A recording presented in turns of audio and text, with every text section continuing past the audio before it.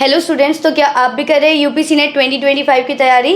तो चलिए करते हैं चैप्टर नंबर 7 की तैयारी, दैट इज रिडॉक्स रिएक्शन।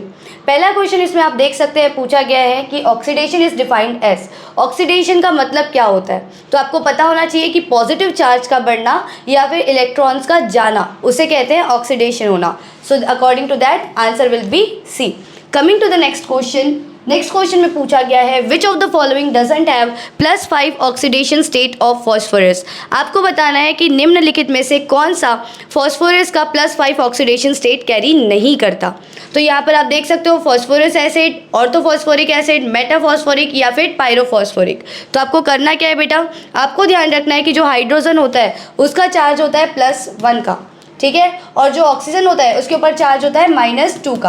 तो अगर आप इसके हिसाब से कैलकुलेट करेंगे तो आपको पता चलेगा कि किस में ऑक्सीजन का या आप कह सकते हो फॉस्फोरस का जो चार्ज है वो +5 ऑक्सीडेशन स्टेट नहीं होगा। तो according to that if we will calculate we can see यहाँ पर ऑक्सीजन का आ जाता है कितना -6 और हाइड्रोजन का आता है 3। तो answer will be A. Okay, moving to the next question. If an element is in its lowest oxidation state under proper condition it can act as।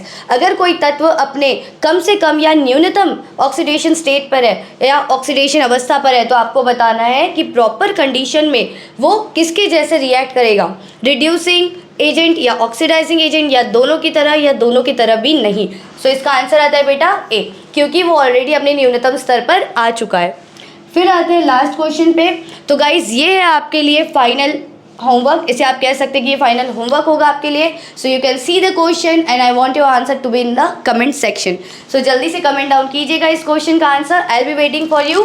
Take care.